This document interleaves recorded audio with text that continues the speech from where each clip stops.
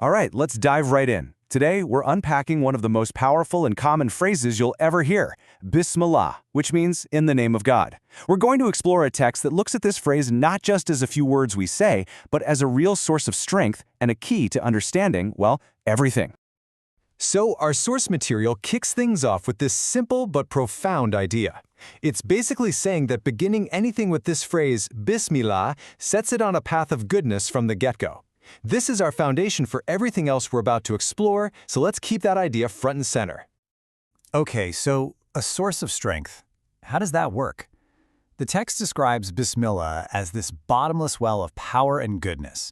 And to help us really get it, it doesn't just throw a definition at us. No, it tells a story.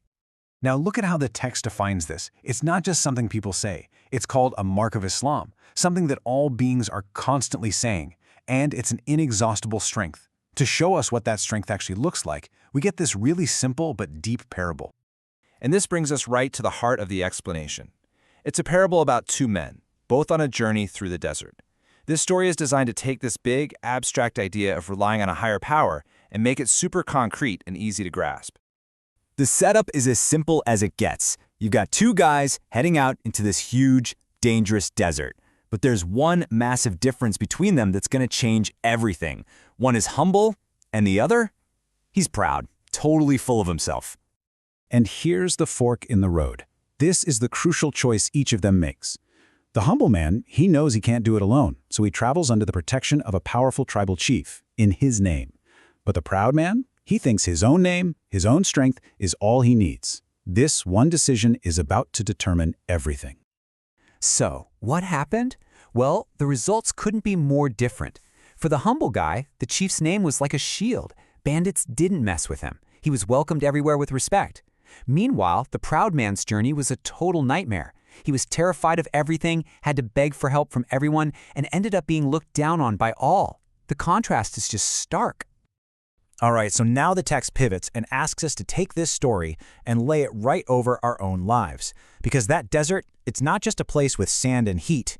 It's a metaphor for our life, for our existence. Listen to how personal this gets. The text speaks right to us, to our own soul. It says, hey, you are that traveler, and this world, with all its dangers and all its unknowns, that's the desert you have to cross. Suddenly, this isn't just a story about two other guys anymore. So why is the world a desert? Because, as the text puts it, our own weakness and our own neediness, they're basically limitless. And at the same time, the challenges we face, the things we need, our enemies, those are endless too. If we only rely on ourselves, we're in the exact same boat as that proud traveler, completely vulnerable. And right on cue, the text gives us the solution. It's the same choice the humble traveler made.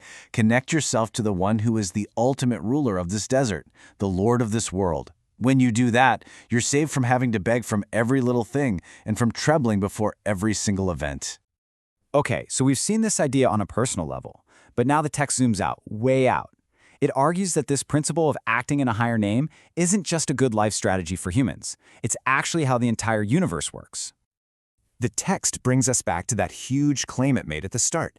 Do all beings, we're talking trees, animals, the earth itself, do they all really say, in the name of God? It asks the question point blank, and then it gives us some really beautiful and mind-bending examples. I mean, just think about this for a second. How on earth does a tiny, fragile seed hold a gigantic tree inside it? How do soft roots just push their way through solid rock? How do animals turn plain grass into rich milk? The text's answer is, they don't do it with their own power. They are acting in the name of a higher power, accomplishing these incredible feats. This is a pretty wild idea. The text even takes things we think of as absolute forces of nature, like heat or the hardness of a rock, things we trust, and it says, nope, even they aren't their own bosses. They are also operating under a command, following orders from a higher will. So, if the entire universe is giving us all these incredible bounties, all in God's name, what's our role in this? What's our side of the bargain? What's the price for all these gifts?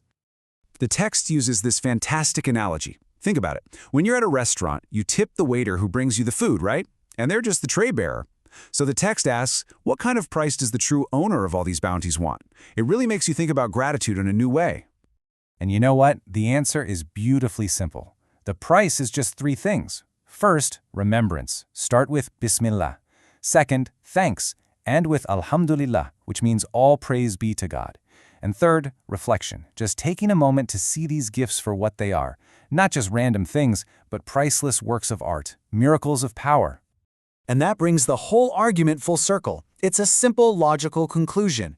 If we look around and see that everything in creation, from the smallest seed to the mightiest animal, is acting in God's name to bring us His gifts, well, then it only makes sense that we should do the same. We should get in sync with how the universe actually works. And this leaves us with this final, powerful instruction. It's a complete blueprint for life.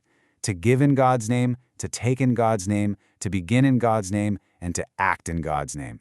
It takes that simple phrase we started with and turns it into a way of living that connects every single thing we do back to that incredible, inexhaustible source of strength.